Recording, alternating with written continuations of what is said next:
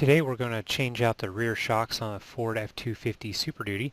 The first thing to do is remove the spare tire from underneath the bed. This is going to give you a little bit of extra space to ensure that you properly remove and reinstall those rear shocks. To lower the spare tire, you're just going to take your jack tools and you're going to insert that small end of that pipe into the hole here. There's a pipe on the inside there that's going to direct you right into the spot where you need. Be sure to push hard and then twist counterclockwise, and that will lower the tire right down.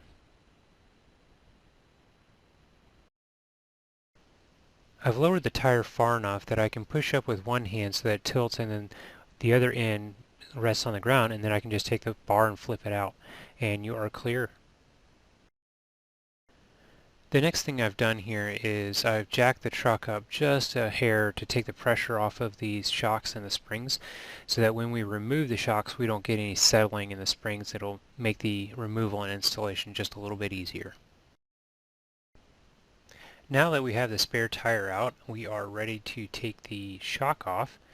So we're going to do this process twice, of course. We're going to start with the top nut and then we'll remove the bottom nut.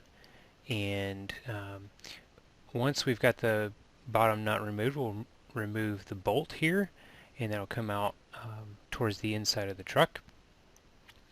And then what you're going to need to do this is an 18mm socket and an 18mm wrench. Just want to pause here for a second. Take note that we have two different types of nuts that came off the shock.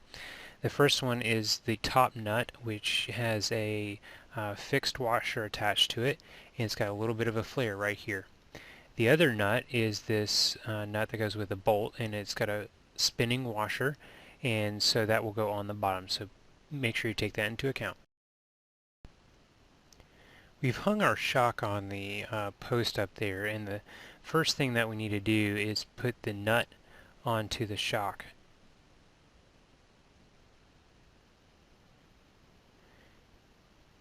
This will go on finger tight to ensure that the shock doesn't fall off on us.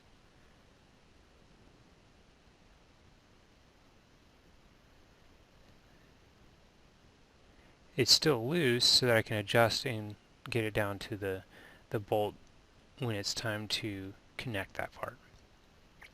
Now that we've got the nut on there, the next thing we want to do is make sure our bolt and nut for the lower bracket is ready to go. Up next, we'll just take that shock and grab hold of it and twist in the counterclockwise or the lefty-loosey direction and give it a firm pull down to the lower bracket. Alright, now I've given the shock a half turn and squared it up with the lower bracket so that I can now grab my bolt, and I'm pulling down towards that bracket. I'm going to insert the bolt here just as soon as I can clear the hole on the shock, and as I'm doing that I'm going to put pressure back up towards the top of the truck on the shock to slow it down so that there's not too much friction. Now I'll grab the nut, twist it on there, and you'll of course repeat this process on the other side, but you'll grab your 18mm socket and wrench, tighten up on the top nut and the lower nut, and reinstall the spare tire, and you're done.